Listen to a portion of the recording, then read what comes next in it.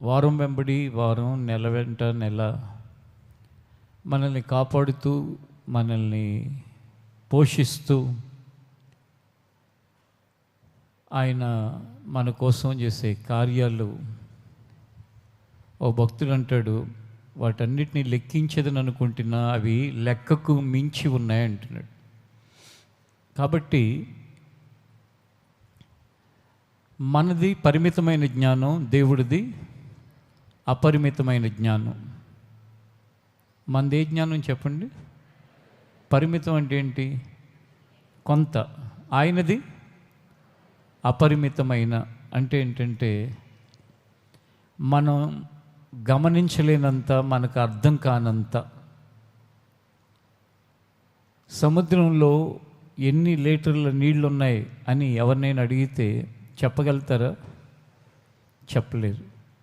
అలాగే ఆయన అపరిమితమైన జ్ఞానాన్ని మనం అర్థం చేసుకోలేని వారిగానే ఉంటాం ఎప్పటికీ.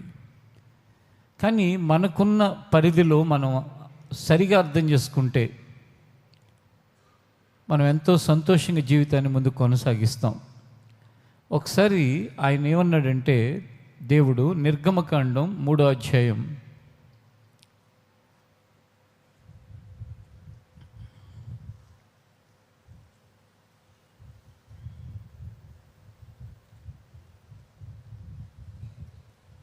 7వ వచనాన్ని చదువుకుందాం.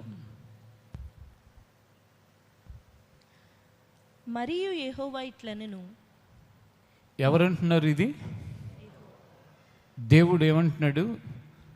ఇట్లా అంటున్నాడంట. ఎట్లా అంటున్నాడంటే, నేను ఐగుప్తులోనున్న నా ప్రజల బాధను, నేను ఐగుప్తులో ఉన్న నా ప్రజల బాధను నిశ్చయముగా చూచితిని. ఏమంటున్నాడో తెలుసా? ఎవరు ఏ బాధలో ఉన్నారో నేను ఖచ్చితంగా నిశ్చయంగా చూచాను. తర్వాత పనులలో తమను కష్టపెట్టు వారిని బట్టి వారు పెట్టిన మొరను వింటిని. వారి దుఃఖము నాకు తెలిసే ఉంది. కాబట్టి చూడండి, అంటున్నాడు, నేను వాళ్ళ బాధని చూచాను. ఆ బాధలో వాళ్ళు పెడుతున్న మొరని అంటే ప్రార్థనని లేక విజ్ఞప్తిని వింటున్నాను. వాళ్ళకున్న దుఃఖం అంతా కూడా నాకు తెలుసు. ఇది ఎవరి గురించి చెప్పబడిందంటే, ఐగుప్తు దేశంలో దేవుని ప్రజలు అని పేరు పెట్టబడిన ఇశ్రాయేలీయుల యొక్క జీవితాలను గురించి దేవుడు చెప్తున్నాడు. ఒకసారి చరిత్ర తెలియని వాళ్ళకి, హిస్టరీ తెలియని వాళ్ళకి తెలియటానికి 2 మాటల్లో చెప్తాను. ఏంటంటే, ఐగుప్తు అనే ఒక దేశంలో దేవునిని ఎరగని వేరు వాటిని ఆరాధించే ఆ దేశంలో దేవునిని ఎరిగిన ఇశ్రాయేలు ప్రజలు అనగా అబ్రహాము, ఇస్సాకు, యాకోబుల యొక్క సంతానము ఆ దేశంలో ఉంటున్నప్పుడు వాళ్ళు ఎందుకు ఉంటున్నారంటే, వారు ఉన్న దేశంలో కరువు వచ్చినప్పుడు యోసేపు ఐగుప్తులో ఉన్నాడు కనుక తన తమ్ముడి దగ్గరికి వెళదామని అన్నలు, కుమారుడి దగ్గరికి వెళదామని తండ్రి అనుకుని వారి పిల్లలు అందరూ కలిసి యోసేపు యొక్క అభ్యర్థన మేరకు, అంటే యోసేపు రండి, నేను ఇక్కడ రాజు తర్వాత రాజంతటి అధికారాన్ని కలిగి ఉన్నవాడిని, ఈ దేశంలో అన్ని సమృద్ధిగా ఉన్నాయి, మీరున్న చోట కరువు ఉంది, ఇక్కడ కరువు వస్తుందని దేవుడు నాకు ముందుగా చెప్పటం ద్వారా అన్నిటినీ జాగ్రత్తగా వాటన్నిటినీ నేను భద్రపరిచాను, మీకు ఏ ఇబ్బంది ఉండదు, నేను చూసుకుంటానంటే వచ్చారు. వచ్చిన తర్వాత యోసేపుని ఎరుగని రాజు పాలనలోకి వచ్చాడు. అంటే యోసేపు చనిపోయాడు, అప్పుడున్న రాజు చనిపోయాడు, చనిపోయిన తర్వాత కొత్త రాజు వచ్చాడు. యోసేపు, అతని తండ్రి, వాళ్ళ యొక్క సహోదరులు, వాళ్ళ పిల్లలందరూ పెరిగి పెద్దవాళ్ళు అయిపోయారు. ఆ పరిస్థితులలో ఇక వాళ్ళని హింస పెట్టడం మొదలుపెట్టారు. ఆ దేశంలో బాధించడం మొదలుపెట్టారు, వేధించడం మొదలుపెట్టారు, రకరకాలైన కష్టాల పాలు చేస్తున్నారు.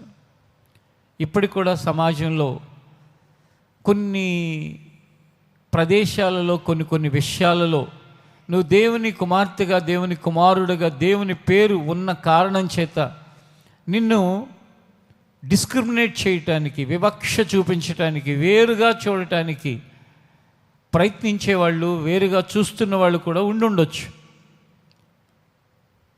ఒక క్రైస్తవురాలుగా, ఒక క్రైస్తవుడిగా, క్రీస్తుని వెంబడించే వాళ్ళగా మాటలోనూ, వాళ్ళ ప్రవర్తనలోనూ, వాళ్ళ నిర్ణయంలోనూ నిన్ను ఒకలాగా చూసేవాళ్ళు కూడా ఉండుండొచ్చు. అలాంటి వాళ్ళని చూసినప్పుడు మనం ఏమనుకోవాలి తెలుసా? ఈ దినాల్లో అయితే అయ్యో ఇంత సంకుచిత భావంతో బ్రతుకుతున్నారు అని వాళ్ళ విషయమే జాలిపడాలి, కానీ కోపం పెట్టుకోకూడదు. ఎందుకంటే నీ శ్రమని దేవుడు చూస్తున్నాడు, నీ ప్రార్థన దేవుడు ఆలకిస్తాడు, నీకు ఆయన సహాయం చేస్తాడు. కానీ నీ విషయమై ఎవరైతే అలా ప్రవర్తిస్తున్నారో వారు మొరపెడితే వినటానికి ఎవరూ లేరు. ఎందుకు అంటే ఎవరికి మొరపెట్టాలో వాళ్ళకి తెలియదు కనుక. వారికి సహాయం చేసేవారు ఎవరూ లేరు, ఎందుకంటే సహాయం చేసేవారు ఎవరో వాళ్ళకి తెలియదు కనుక. వారి బాధను చూస్తున్నానని చెప్పేవాళ్ళు కూడా ఎవరూ లేరు కనుక వారి విషయమై అయ్యో అనుకోవాలి తప్ప దేవుడు ఎరగని వాళ్ళు ఏ విధంగా అయితే ద్వేషాన్ని, కోపాన్ని, పగని పెట్టుకుంటారో మనం అవన్నీ చేయక్కర్లా. ఈ మొట్టమొదటి ఆదివారం మీరు ఎక్కడ కూర్చుని ఉన్నప్పటికీ ఇశ్రాయేలు ప్రజలు ఐగుప్తులో వారి యొక్క బాధను, వారి యొక్క శ్రమని, వారి యొక్క దుఃఖాన్ని ఏ విధంగా ఆయన అడ్రస్ చేశాడో, అడ్రస్ చేయడం అంటే ఏంటంటే దానిని ఆయన పట్టించుకున్నాడో, నీ బాధని, నీ శ్రమని, నీ ఇబ్బందిని కూడా ఆయన పట్టించుకుంటున్నాడు. కానీ ఆయన పట్టనట్టుగా ఆయన వెళ్ళిపోట్ల. ఈ భాగాన్ని చదువుతున్నప్పుడు దాని వెనక మీరు కూడా చెప్పండి ఒకసారి మరలా. 7వ వచనంలో, మరియు యెహోవా ఇట్లనెను, నేను ఐగుప్తులో నున్న నా ప్రజల బాధను నిశ్చయముగా చూచితిని. పనులలో తమను కష్టపెట్టు వారిని బట్టి వారు పెట్టిన మొరను వింటిని. వారి దుఃఖములు నాకు తెలిసేయున్నవి. ఆ వాక్య భాగాన్ని అలా పెట్టుకుని నేను చెప్పినట్టు ఒకసారి చెప్పండి. దేవుడు నా బాధను చూస్తున్నాడు, నేను నా బాధలో పెట్టే మొరను ఆయన వింటున్నాడు.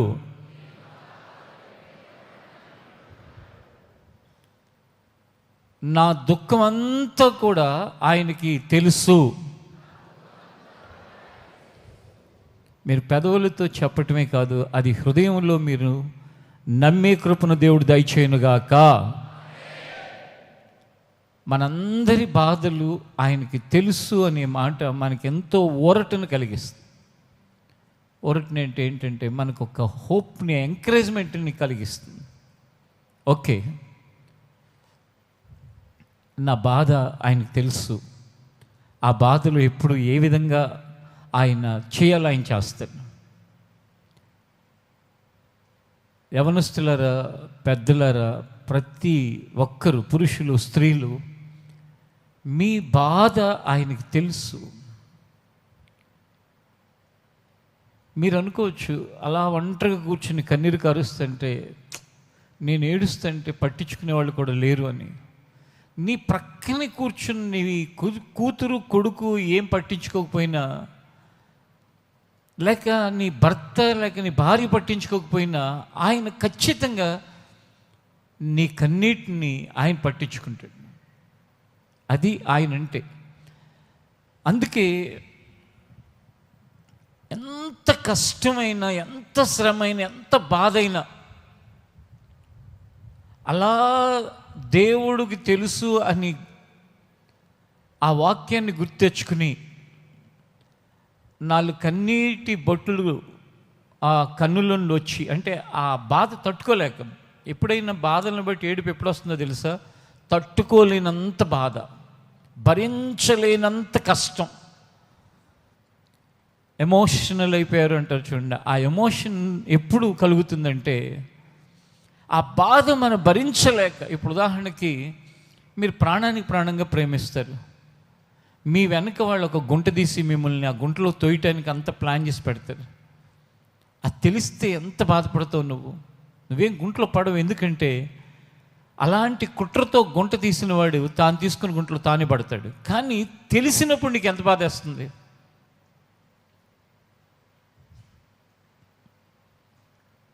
అలాంటి బాధలను కన్నీరు కార్చినప్పుడు ఒక్కసారి నీ భారం ఏమవుతుందంటే మొత్తం దిగిపోయినట్లుగా అయిపోతుంది. కారణం ఏంటంటే ఆయన చూస్తున్నాడని నీకు అర్థమైపోతుంది. ఆయన నేను పెడుతున్న ఆ మొర లేక ఆ మనవి, నేను చేస్తున్న మనవి ఆయన వింటున్నాడు అని తెలిసిపోతుంది. నేను చెప్తున్న ఈ విషయం ఆల్రెడీ ఇలాంటి ఎక్స్పీరియన్స్ ఉన్న వాళ్ళకి బాగా అర్థమవుతుంది. ఈ కొంతమందికి అలాంటి ఎక్స్పీరియన్స్ ఉండదు. అంటే దేవుడు తమ ప్రార్థన వింటున్నాడని, తన బాధ తెలుసుకుని ఉన్నాడని తెలియదు. వాళ్ళకేమో అర్థం కాదు. ఎవరికైతే అట్టి అనుభవం లేదో, అర్థం కావట్లేదో, దేవుడు వారికి కూడా వారి బాధను దేవుడు ఎరిగి ఉన్నాడు, వాళ్ళని చూస్తున్నాడు అనే ఆ విశ్వాసము ద్వారా వారికి అర్థమయ్యేటట్లుగా చేయునుగాక. ఒకసారి కీర్తనల గ్రంథంలోకి రండి. బైబిల్లో నుండి కీర్తనల గ్రంథం 22వ అధ్యాయం 24వ వచనాన్ని ఒకసారి చదువుకుందాం.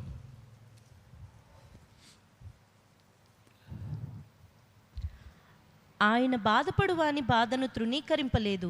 ఆయన బాధపడు వాని బాధను తృణీకరింపలేదు. దాన్ని చూచి ఆయన అసహ్యపడలేదు. దాన్ని చూచి ఆయన అసహ్యపడలేదు.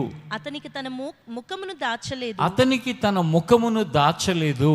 వాడాయనకు మొరపెట్టగా ఆయన ఆలకించెను. చూడండి, బాధపడు వాని బాధని ఎప్పుడు ఏడుస్తూ ఉంటావు, ఎప్పుడు బాధపడుతూ ఉంటావు అని ఆయన తోసేలా, లేకపోతే అసహించుకోలే. కొన్నిసార్లు మీరు ఆలోచించుకోండి, మీ కుటుంబ సభ్యుల్లో కొంతమంది కొన్నిసార్లు మీ బాధని ఎప్పుడు ఏడుస్తూ ఉంటావు, లేకపోతే ఎప్పుడు చూసినా సరే ఏంటి నొస అని నువ్వేదైనా కష్టం చెప్పుకుందామంటే, బాధని చెప్దామని చూస్తే, ఇబ్బందిని చెప్దామని చూస్తే అసహించుకునే వాళ్ళు కూడా ఉంటారు. కానీ ఈ ఉదయకాలం చెప్తున్నాను, ఆయన ఎప్పుడు ఎవరిని అసహించుకునే దేవుడు కాదు.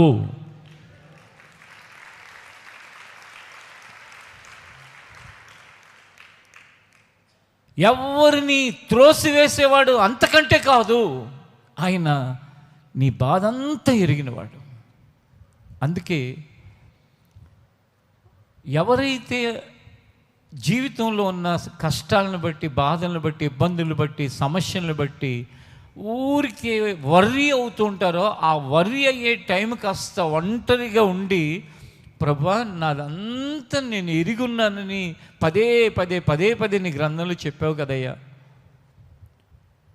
అంత నీకు తెలుసు, నీకు చెప్పుకున్నాను, నేను ఎవరికి చెప్పుకోవాలి? ఇంకా ఎవరికి చెప్పుకున్నా నవ్వుతారు, ఎవరికి చెప్పుకున్నా హేళన చేస్తారు, చెప్పుకుంటే ఇంకా ఏం చేస్తారంటే అసహించుకుంటారు.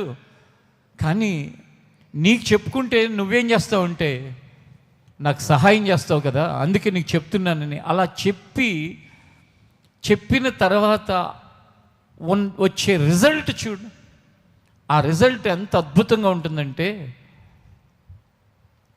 అసలు ఇది ఎలా సాధ్యమైంది, ఈ బాధలో నుంచి నేను ఎలా బయటపడ్డాను, ఇంత పెద్ద శ్రమలో నుంచి నన్ను ఎవరు విడిపించారు, లేక ఇంత తెలివి తక్కువ నన్ను ఏ విధంగా దేవుడు ఇలా ఇక్కడ వరకు తీసుకొచ్చాడు అని నువ్వు ఆశ్చర్యపోయేటట్లుగా నీ జీవితంలో చేస్తాడు.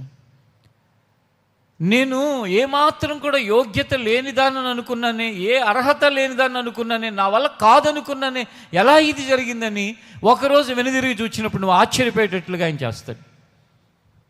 ఆల్రెడీ ఎంతోమంది ఆ మార్గంలో వెళుతూ అది అనుభవించిన వాళ్ళు ఇక్కడ ఉన్నారు.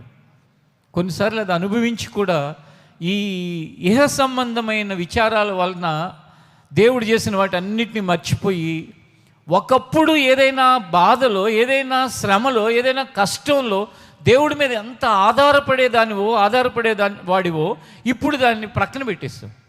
కారణం ఏంటంటే మీలో ఒక 40 ఏళ్ళ నుంచి దేవుణ్ణి నమ్ముకున్నాళ్ళు కానీ, 30 ఏళ్ళ నుంచి దేవుణ్ణి నమ్ముకున్నాళ్ళు కానీ, ఇంకా సీనియర్స్ ఉంటే ఒక 50 ఏళ్ళ నుంచి దేవుణ్ణి నమ్ముకున్న వాళ్ళు కానీ ఆలోచించండి. మీ చేతిలోకి ఫోన్లు, మీ చేతిలోకి వీడియో కాల్స్, మీ చేతిలోకి స్మార్ట్ ఫోన్లు రాకముందు మీరు దేవుడి మీద ఎంత ఆధారపడేవాళ్ళు, ఇప్పుడు ఎంత ఆధారపడుతున్నారు? లైక్ ఏదైనా కష్టం వస్తే దేవుడికి అప్పుడు ఎంత చెప్పుకునేవాళ్ళు, ఇప్పుడు ఎవరికి చెప్పుకుంటున్నారు? ఇప్పుడేమో ఏమీ చేయలేరు వాళ్ళని తెలిసినా సరే ఆ ఫోన్లో ఎవరో ఒకళ్ళు స్నేహితులు లేకపోతే ఎవరో ఒకళ్ళు బంధువులు వీళ్ళ కాంటాక్ట్స్ ఉంటాయి, టక్ నొక్కేయటం, చెప్పుకోవటం. వాళ్ళేమో పైకి విన్నట్టే వింటారు, వెనమాలు ఏమో నవ్వుకుంటూ ఉంటారు. కానీ నవ్వుకొని అసహ్యపడని ఒకే ఒక్కడు మనం ఆరాధిస్తున్న మన ప్రభు.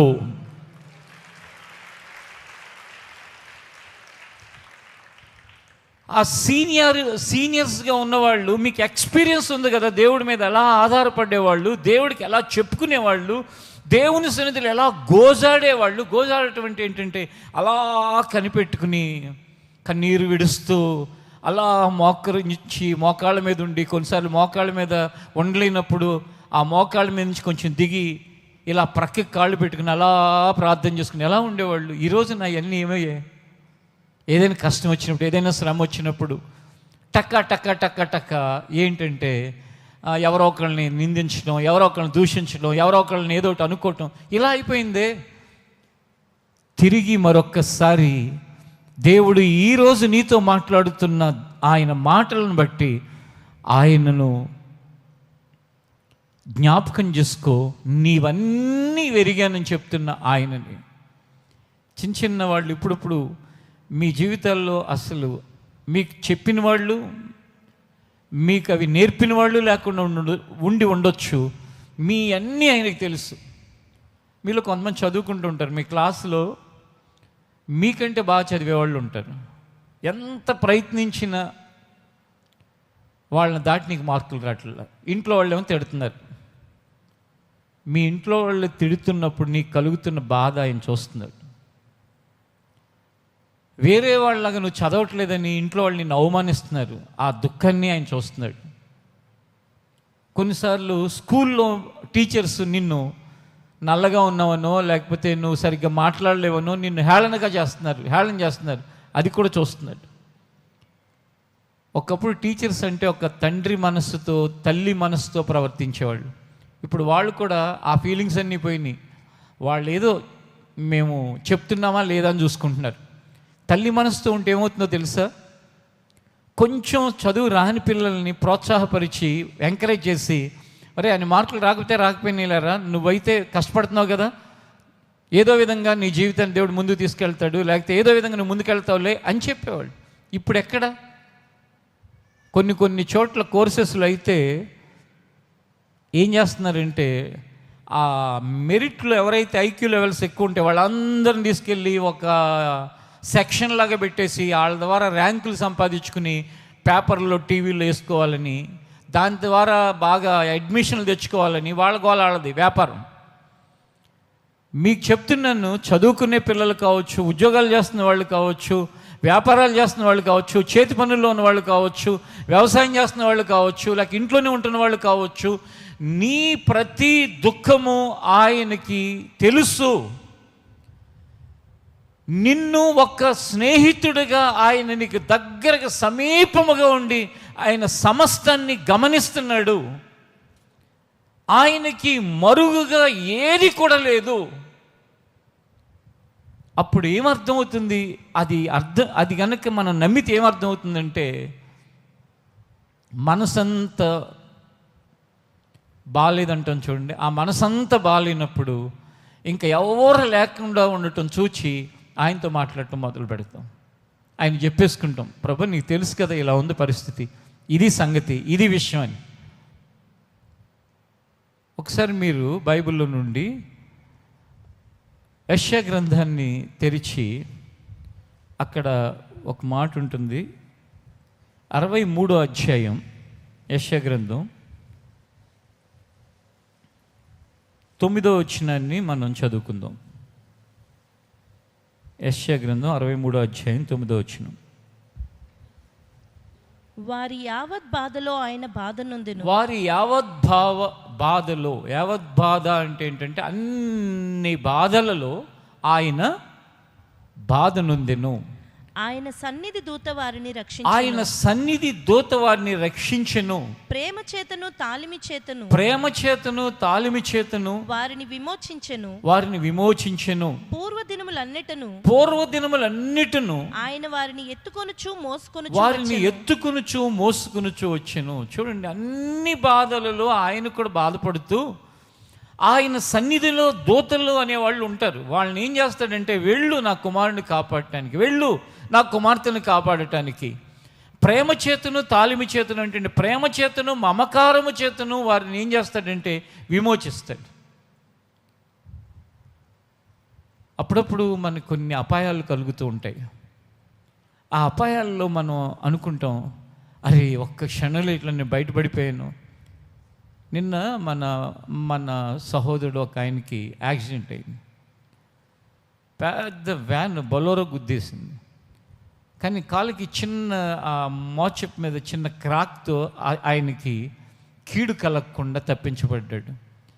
ఇక్కడ ఈ వాక్యం చదువుతుంటే నాకు ఏం గుర్తొస్తుందంటే, ఆయన సన్నిధి దూత వారిని రక్షించెను. హల్లెలూయా, హల్లెలూయా.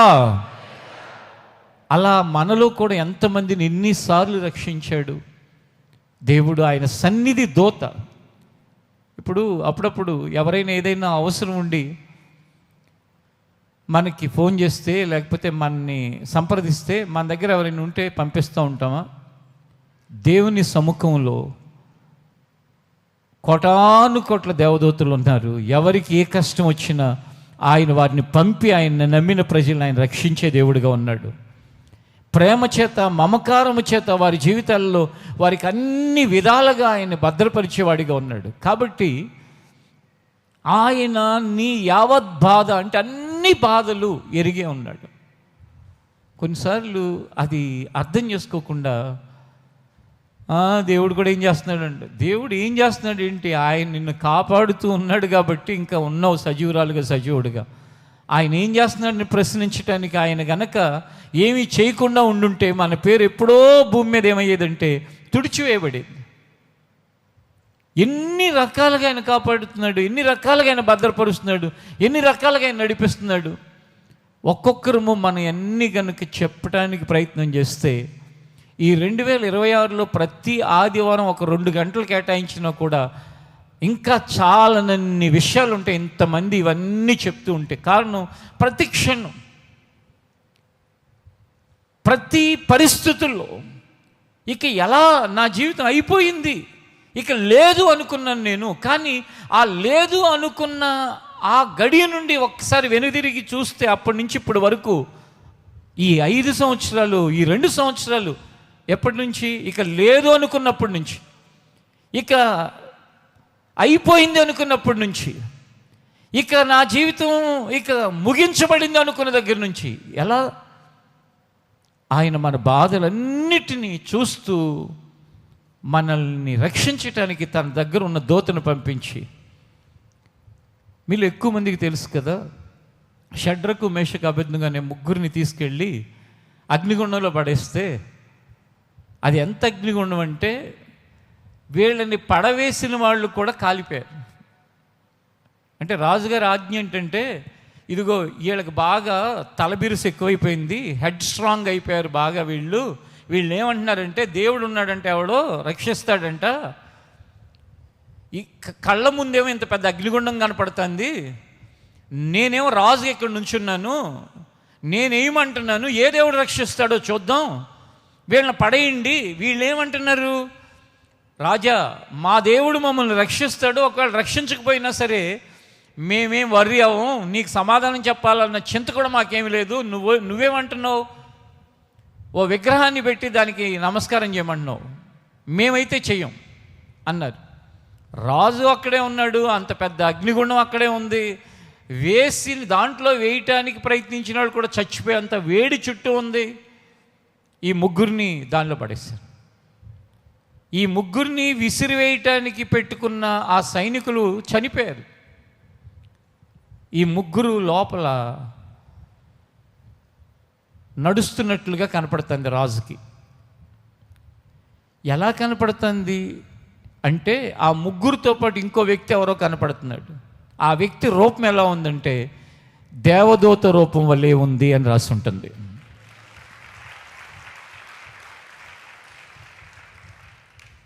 సరే, అర్థమైపోయింది, అగ్నిలో పడేసిన వీళ్ళు చచ్చిపోలేదని. బయటికి తీశారు. తీసిన తర్వాత కొంతమంది ఉంటారు మనుషుల్లో ఆత్రంగాళ్ళు వెళ్ళి వాళ్ళ వెంట్రుకలని వాసన చూస్తున్నారు. అంటే వీళ్ళు వెంట్రుకలని నేను గాలిని అని చెప్పేసి, వెంట్రుకలు ఏంటి అంత పెద్ద అగ్నిగుండంలో వేసిన వాళ్ళే చచ్చిపోతే లోపల పడిన వాళ్ళు బతుకుతారా? వెంట్రుకల వాసన చూడటం ఏంటి? వాళ్ళ వెంట్రుకల వాసన చూసిన అగ్ని వాసన అంటకుండా వారిని అగ్నిగుండములో నుండి బయటికి తీసిన ప్రభువు, మన తండ్రి, మన దేవుడు, మన స్నేహితుడు ఆయన.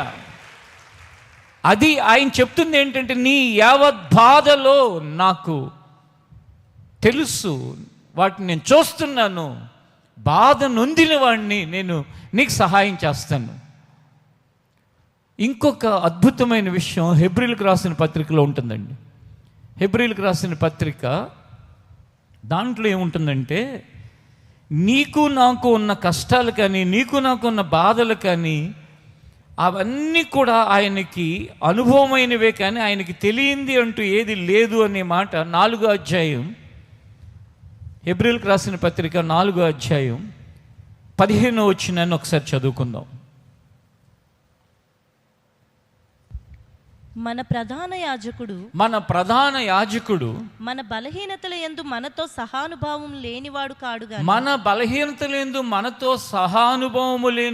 కాడు గాని సమస్త విషయములలోను మన వలనే శోధింపబడినను ఆయన పాపము లేనివాడిగా ఉండెను. గనుక మనము కనికరింపబడి సమయోచితమైన సహాయము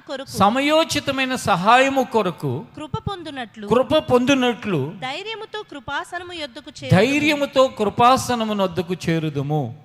మనకు సహాయం చేయటానికంటే మనకున్న బాధలు, మనకున్న కష్టాలు, మన బలహీనతలు, మన శ్రమలు, మనకున్న శోధనలు అన్నిటినీ ఎక్స్పీరియన్స్ చేశాడు. కాబట్టి ఆయన నీకు సహాయం చేయటానికి ఎప్పుడూ సిద్ధంగా ఉన్నాడు. ఈరోజు ఇక్కడ కూడి ఉన్న అందరూ ఈ మాటను జాగ్రత్తగా అర్థం చేసుకోండి. నా ఒక్కదానికి కష్టాలు, నా ఒక్కడికి ఈ బాధలు, నాలాంటి పరిస్థితి పగవాడికి కూడా ఉండకూడదు, నాలాంటి శ్రమలు అసలు ఎవ్వరికి ఉండకూడదు అని నువ్వు అనుకుంటున్నావేమో. ఎవ్వరు నాలాంటి బాధను, నాకున్న బాధను అర్థం చేసుకోలేరు. ఎందుకో తెలుసా? అలాంటివి రోజు రోజుకి ఎక్కువైపోతున్నాయండి.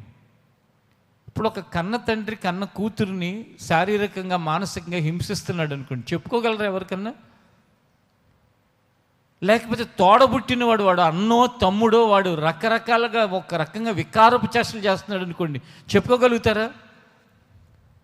లేక ఒక అక్కో చెల్లో సొంత శరీర బంధంలో ఉన్నవారే ఒకలాంటి విధంగా ప్రవర్తిస్తున్నారు అనుకోండి, ఎవరికి చెప్పాలి?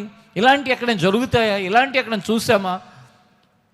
ఇవే కాదు, ఇంకా చెప్పటానికి ఎన్నో ఉన్నాయి. ఈ దుర్దినాలలో, పాడైపోయిన దినాల్లో ఆయనేమంటున్నాడో తెలుసా? ఎంత వికారపు, ఎంత అసహ్యపు, ఎంత నీచపు పరిస్థితులైనా అవన్నీ నేను చూస్తూనే ఉన్నాను. నేను తప్పకుండా నా దగ్గర నుండి దూతను పంపించి నీకు సహాయం చేస్తాను. అన్నీ నాకు తెలిసే ఉన్నాయి. వేటి గురించి, అది ఏదైనా కావచ్చు, ఇవే కావచ్చు, ఇంకొకటి కావచ్చు. ఎవరికన్నా చెప్తే నేను వదిలిపెట్టేస్తాను అని ఎక్కడ పడితే అక్కడ అప్పులు చేసేసి, ఎలా పడితే అలా చేసేసి, ఇది బయటకు వచ్చిందా ఈరోజు ఇక అదే చివరి రోజు మన ఇద్దరికి అని బ్లాక్మెయిల్ చేసేవాళ్ళు కొందరు ఉంటారు. ఎవరికి చెప్పలేరు, అలా అని ఆ రోజు ఆ బాధలు పడలేరు, ఆ శ్రమను అనుభవించలేరు. ఈ పరిస్థితులన్నిటికీ కూడా ఒక ప్రధాన యాజకుడు మన కోసం ఉన్నాడు. తండ్రి కుడి పార్శ్వాన కూర్చుని మన కొరకు విజ్ఞాపన చేయటం మాత్రమే కాదు, ఆయన దగ్గర ఉన్న దూతను పంపించి మనం విడిపించడానికి, మనం రక్షించడానికి, మనల్ని కాపాడటానికి, ఆ రోజు అగ్నిగుండంలో నుండి కాపాడినట్లు శ్రమలో నుండి కాపాడటానికి, వ్యాధిలో నుండి కాపాడటానికి, లేమిలో నుండి కాపాడటానికి, విచారములో నుండి, భయములో నుండి నిన్ను విడిపించడానికి ఆయన నీకు నాకు ఉన్నాడు అనే వాస్తవంతో నీ ప్రయాణాన్ని కొనసాగిస్తే, ఈ ఫస్ట్ సండే వింటున్నావు కదా, రేపటి నుంచి లేక ఈ ఆరాధన అయిన దగ్గర నుంచి సాయంకాలం ఒకసారి నువ్వు దేని గురించి రోజు రోజుకి కృంగిపోయి కృషించిపోయి ఎవరికి చెప్పలేకపోతున్నావో అలా ఒంటరిగా కూర్చుని, ఎందుకంటే ఒంటరిగా ఉండటానికి కావాల్సిన ఎన్నో అవకాశాలు ఈ రోజుల్లో ఉంటున్నాయి. కారణం తెలుసా? అందరూ ఫోనుల్లో లీనమైపోతున్నారు, లేకపోతే ఎక్కడెక్కడికో తిరుగుతున్నారు, ఏవేవో చేస్తున్నారు. ఆ ఒంటరిగా ఉన్న సమయంలో అలా కూర్చుని, ప్రభువా నా మనసులో బాధ ఎవరు చెప్పారు ప్రభా మధ్యాహ్నం? నీకు తెలిసినట్టుగా నువ్వు ఎందుకు చెప్పావు? నాకు నీకు తెలుసు కాబట్టి చెప్పావు. ఇదిగో నాకు ఈ సమస్యకి నీ సన్నిధిలో దోతులు ఉంటారని వాళ్ళని పంపిస్తానని రాయించావు కదా, పంపించి ఈ విషయమే నువ్వు కార్యం చేయవి నాయనా, ఈ విషయమే ఓ పరిష్కారాన్ని దయచే, ఈ శ్రమలో నుంచి నన్ను విడిపించు, ఈ బాధలో నుంచి నన్ను బయటికి తీసుకురా, ఈ ఇబ్బంది నుంచి నన్ను తప్పించు అని అడుగు. ఖచ్చితంగా నువ్వు అడిగి ఆలోచించే లోపే ఆయన తన సన్నిధి దూతను పంపించి నీకు ఒక అద్భుతాన్ని చేస్తాడు. ఆ అద్భుతం ఒక మహా అద్భుతమై నీ హృదయం అంతా ఆనందంతో నింపబడుతుంది. ఇలాంటివి అది ఏ విషయానికైనా కావచ్చు, కుటుంబ విషయం కావచ్చు, నీ పనిలో విషయాలు కావచ్చు, లేక నీ చదువుల విషయాలు కావచ్చు, లేక నువ్వు చేసే ఏ విషయమైనా కూడా ఆయన పంపి ఆయన చేసే కార్యం మహాశ్చర్యమైన కార్యం. ఇదే హెబ్రీయులకు రాసిన పత్రికలు 12వ వచనాన్ని కూడా చూడండి. 12వ వచనంలో ఏముందంటే, ఎందుకనగా దేవుని వాక్యము సజీవమై 12 కాదు 13 కాబట్టి అవిధేయత వలన వారు పడిపోయినట్లుగా మనలో ఎవడు పడిపోకుండా ఆ విశ్రాంతిలో ప్రవేశించుటకు జాగ్రత్త పడు. 11 కాదు. మరియు ఆయన దృష్టికి కనపడని స్పష్టము ఏదియు లేదు. హల్లెలూయా, హల్లెలూయా. ఆ తర్వాత ఏముంది? మనము ఎవనికి లెక్క అప్పచెప్పవలసి ఉన్నదో ఆ దేవుని కన్నులకు సమస్తమును మరుగు లేక తేటగా ఉన్నది.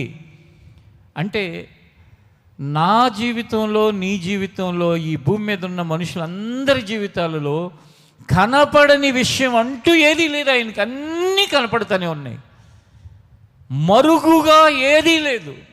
నువ్వు కన్న బిడ్డల జీవితంలో విషయాలే నీకు ఎన్నో తెలియదు, నువ్వు కట్టుకున్న వాళ్ళ జీవితాల్లో విషయాలే నీకు ఎన్నో తెలియదు, ఎన్నో మరుగుగా ఉంటాయి. కానీ ఆయనకి మరుగుగాను కనపడకుండాను ఒక్క విషయం కూడా లేదండి, ఒక్క ఆలోచన కూడా లేదండి.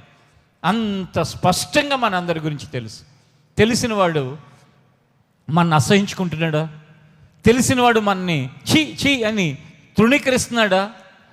తృణీకరించట్లేదు, అసహించుకోవట్లేదు. ఏమంటున్నాడు తెలుసా? ప్రేమించి, okay my dear son, my dear daughter, నా ప్రియ కుమారుడా, నా ప్రియ కుమార్తె, నీవు ఏమై ఉన్నావో నీ అన్నీ తెలిసినప్పటికీ నేను ఎలా చూస్తున్నానంటే, నిన్ను ఏ విధంగా ఆ శ్రమలో నుండి, ఏ విధంగా ఆ వ్యసనంలో నుండి, ఏ విధంగా ఆ బాధలో నుండి నిన్ను బయటికి తీయాలని ఆలోచిస్తున్నాను, కానీ నేను ఇంకోటి ఆలోచించట్లేదు. నిన్ను ప్రేమిస్తున్నాను, నా ప్రేమ శాశ్వతమైనది.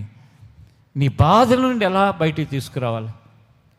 ఇప్పుడు ఒకడు బండి నడిపిస్తూ ఇలా కట్లు కొట్టి ఇలా పూర్తిగా వంగిపోయేటట్లు కట్లు కొట్టుకుంటూ పోతున్నాడు అనుకోండి. ఆ పోతున్న వ్యక్తి ఆ కట్లు కొట్టే క్రమంలో బ్యాలెన్స్ తప్పి పడ్డాడు అనుకోండి. అప్పటికి 5 నిమిషాల నుండి చూస్తున్నారు అందరూ అడ్డదిడ్డంగా కట్లు కొట్టుకుంటారు. ఆ చూస్తున్న వాళ్ళందరూ ఏమనుకుంటారు?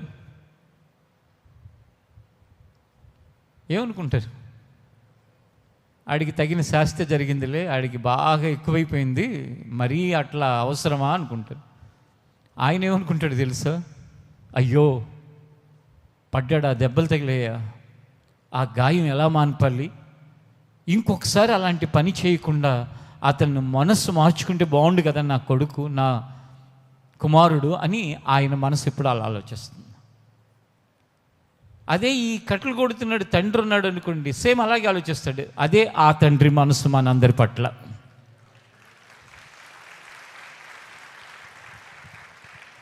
కాబట్టి అది ఏ విషయమైనప్పటికీ కూడా, ఏ పరిస్థితి అయినప్పటికీ కూడా నిన్ను అసహించుకోవట్లేదు, తృణీకరించట్లేదు, చీ చీ అని అనట్లేదు. కానీ నీ పరిస్థితిని చూచి ఆయన తన జాలిని చూపిస్తూ సహాయం చేయటానికి ఒక ప్రధానమైన యాజకుడిగా, తండ్రిగా, స్నేహితుడిగా నీకుండి నీ జీవితంలో నిన్ను ఆయన అంటున్నాడు, నాకు కనపడంది అంటూ ఏది లేదు, నాకు అన్నీ కనపడుతూనే ఉన్నాయి, నేను సహాయం చేయటానికి నేను సిద్ధంగా ఉన్నాను అంటున్నాడు. మరలా ఒకసారి నిర్గమకాండం తెరిచి అక్కడ వ్రాయబడిన మాటని చూడండి. 22వ అధ్యాయం 23వ వచనం.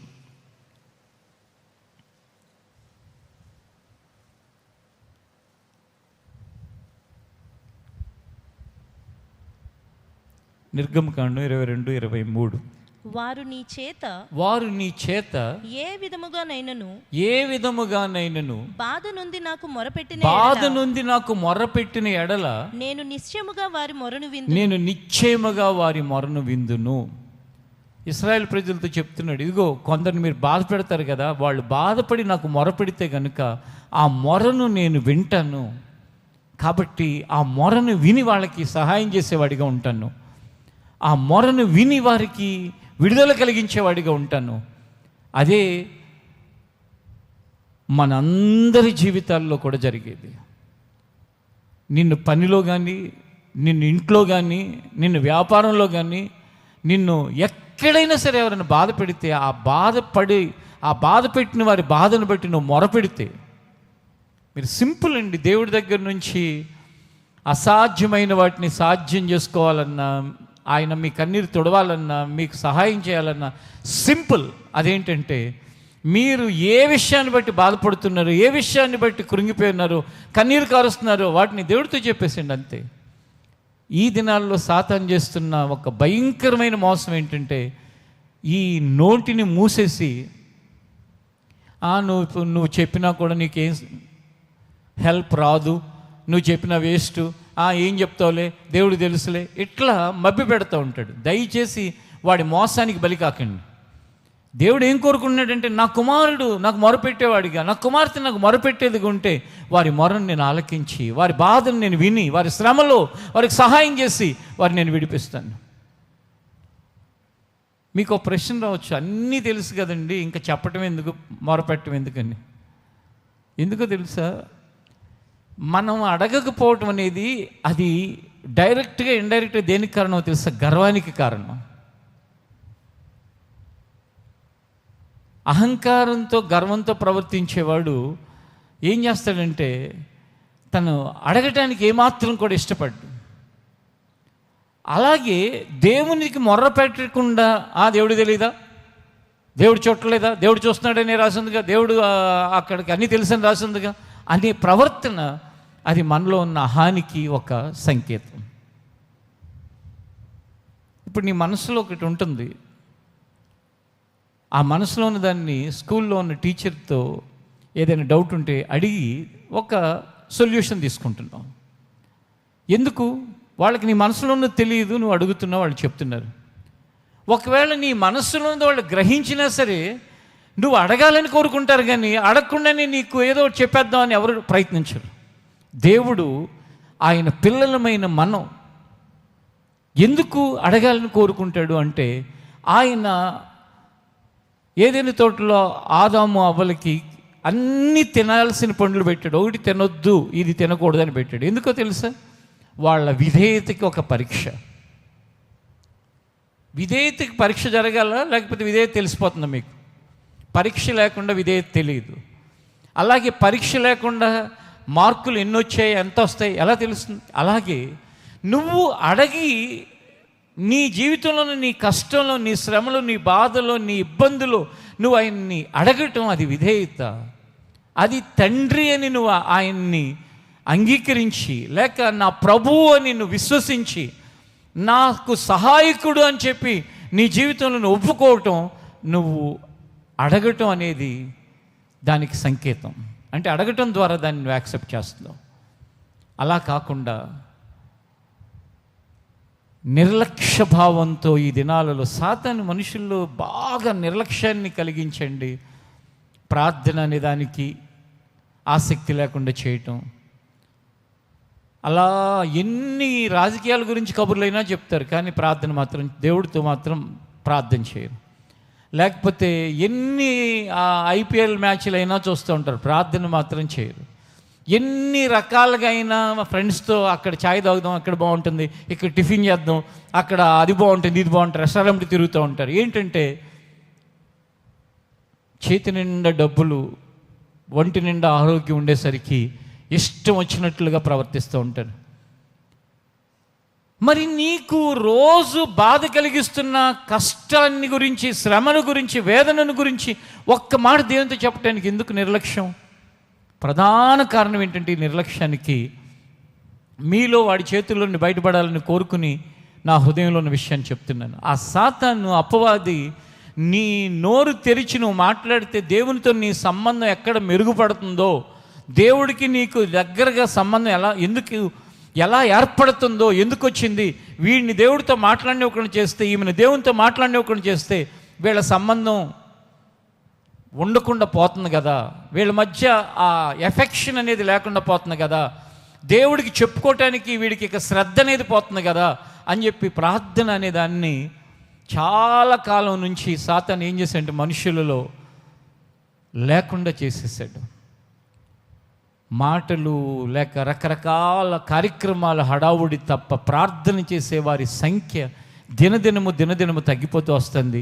ఒకవేళ ఆ తగ్గిపోతున్న సంఖ్యలో నువ్వు ఉన్నట్లయితే ఒక్కసారి గెటప్ ప్లే ఈ ఆరాధనలో నుండి. అవును, నిజంగా ఆ శ్రమని, ఆ బాధని, ఆ కష్టాన్ని, ఆ ఇబ్బందిని నేను చెప్పుకోకుండా ఎందుకు ఇలా ప్రవర్తిస్తున్నాను, చెప్పుకోకుండా ఎందుకు నేను నిర్లక్ష్యంగా ఉంటున్నాను, చెప్పుకోకుండా నేను ఎందుకు బద్ధకస్తుడిగా ఉంటున్నాను, ఈ సోమరితనం ఏంటి, ఈ రోజుతో నా సోమరితనం నేను విడిచిపెట్టేస్తాను. నేను ఏ రోజుకా రోజు దేవుడితో నా రిలేషన్ ఎలా ఉంటుందంటే అప్డేట్ చేసుకుంటాను. అయ్యా ఇదిగో ఈరోజు అయిపోయింది, ఈరోజు ఈ ఫోన్లు మాట్లాడాను, పలానా వాళ్ళు మా ఇంటికి వచ్చారు, నేను పలానా చోటుకి వెళ్ళాను, అక్కడ ఇలాంటి మాటలు మాట్లాడాను, ఇలా ప్రవర్తించాను, ఇదిగో నాకు ఈ బాధ కలిగింది, నాకు ఈ కష్టం కలిగింది, ఈ శ్రమ, ఈ ఇబ్బంది, నువ్వు సహాయం చేయి.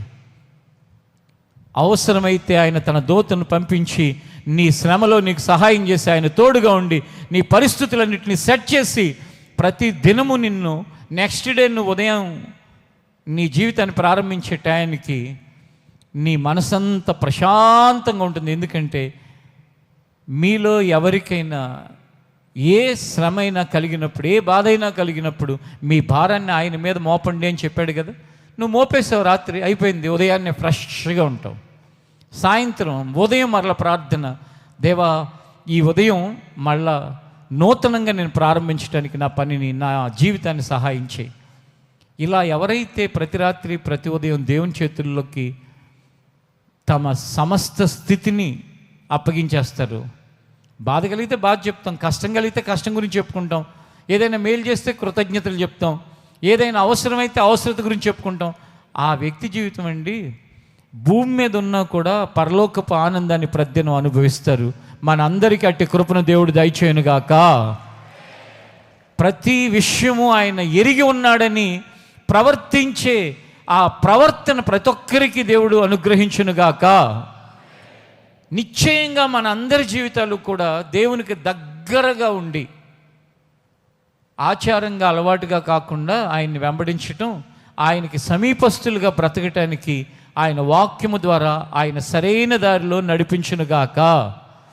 షడ్రకు, మేషకు, అబేద్నెగోలకి ఏ విధంగా అయితే తన సన్నిధిలో ఉన్న ఒక దూతను పంపించాడో, మనందరి విషయంలో మనకి ఎన్నోసార్లు ఆయన తన దూతను పంపించాడు. రాబోయే కాలంలో కూడా ఆయన తన దూతను పంపించి మన రక్షిస్తున్నాడనే విశ్వాసంతో, ఆ ఆనందంతో మనం ముందుకు సాగటానికి ఆయన మనందరికీ మన మనోనేత్రాలని తెరిచి, ప్రారంభంలో చెప్పాను కదా, మనది పరిమితమైన జ్ఞానం, ఆ పరిమితమైన జ్ఞానంలో ఆయన చేసే వాటన్నిటిని అర్థం చేసుకునే కృపను ఆయన అనుగ్రహించునుగాక. ప్రార్థన చేసుకుందాం, లేచి నిలబడండి.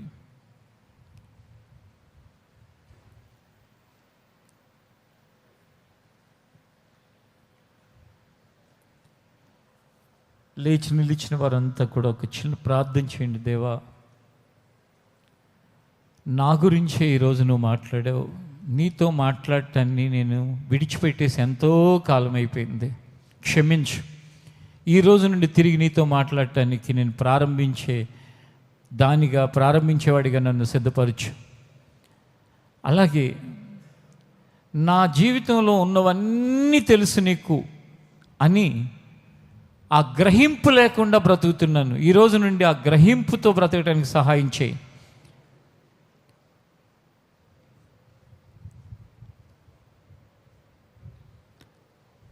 ఐగుప్తీయులు నా ప్రజలను పెడుతున్న బాధను నేను నిశ్చయముగా చూస్తున్నాను అన్నాడు. ఆయన ప్రజలమైన మనల్ని మనుషులు పెడుతున్న బాధను కూడా నిశ్చయంగా ఆయన చూస్తున్నాడు. ఖచ్చితంగా సహాయం చేస్తాడు.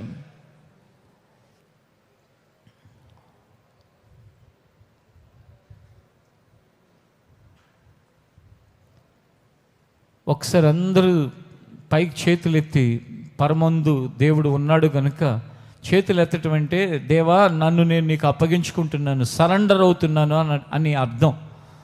దేవా నావన్నీ నువ్వు ఎరిగి ఉన్నావు తండ్రి. నా బాధని, నా శ్రమని, నా కష్టాన్ని చూస్తున్నావు.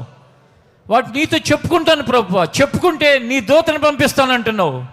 అలా నువ్వు మా అందరి కొరకు మీ దూతల్ని పంపించి మాకు సహాయం చేసి, మా శ్రమలో, మా బాధలో, మా కష్టంలో మాకొక ఆధారంగా నీవు ఉన్నావు తండ్రి.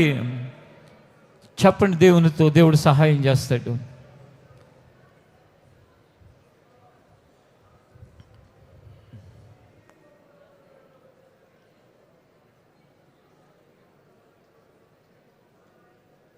ఆమేన్.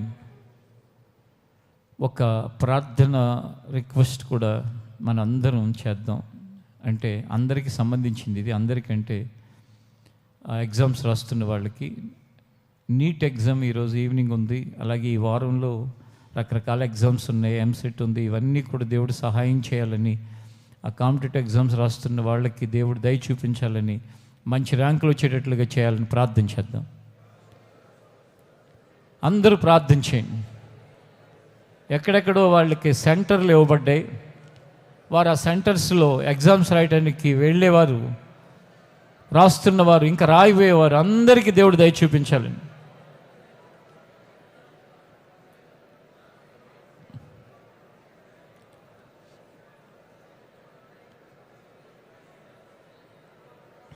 ఆమేన్. ప్రభు, మా మినిస్ట్రీలో ఏ ప్రాంతంలో ఎగ్జామ్స్ రాస్తున్నా మీ సహాయం దయచేయండి ప్రభు. నేషనల్ వైడ్ టెస్టులు ప్రభు మంచి ర్యాంకులు అవడానికి సహాయం చేయి తండ్రి. చదువుకున్న పిల్లలకి జ్ఞానం ఇవ్వండి ప్రభు. సరిగా అటెంప్ట్ చేయడానికి సహాయం చేయండి. ఇంక ఈ వారం అంతట్లో జరిగే అన్ని ఎగ్జామ్స్లో కూడా మీ దయ చూపించండి తండ్రి. నిశ్చయముగా చదువుకుంటున్న పిల్లలు, ఆ కుటుంబాలన్నీ కూడా ప్రభు నీ దయను పొందుకునేటట్లు ఈ ప్రార్థన ద్వారా సహాయం చేయమని యేసు నామములో అడుగుచున్నాం తండ్రి. ఆమేన్. ఈ ఆదివారపు ముగింపు సందర్భంలో ఆయన చూస్తూ మనందరి సంగతులు ఎరిగిన దేవుడు ఆయన కృపను, ఆయన మంచితనాన్ని మనకు విస్తరించినట్లుగా ప్రతి ఒక్కరికి కూడా ఆయనతో దగ్గర సంబంధం ఆయన కలిగి ఉండేటట్లుగా ప్రార్థన చేద్దాం. వాక్య ప్రకారం ప్రతివారు కూడా నా బాధ అంతా ఆయనకి తెలుసు, నా కష్టం ఆయనకి తెలుసు, నా శ్రమను ఆయన చూస్తున్నాడు. ఆయన తన సన్నిధి దూతను పంపించి నన్ను విడిపిస్తాడు, నన్ను రక్షిస్తాడు, నన్ను కాపాడుతాడు. నాకే కాదు, నాతో ఉన్న వీరందరికీ, దీన్ని ఆయా ప్రాంతాల నుండి వినేవారందరికీ దేవుడు సహాయం చేయాలి.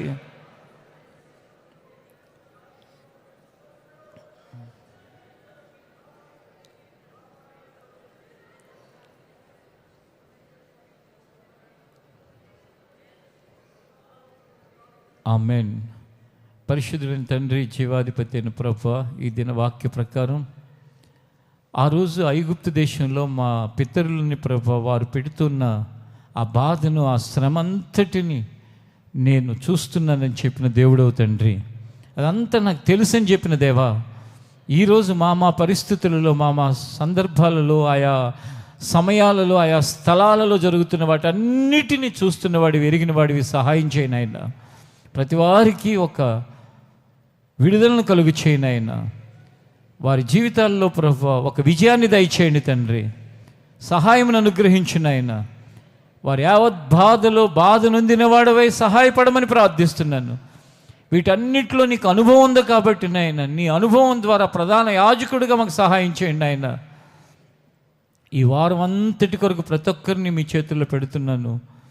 మార్గాల్లో తోడుగా ఉండండి, పనుల్ని చేసుకోవటానికి సహాయం చేయండి, ప్రయత్నాల్లో విజయాన్ని దయచేయండి.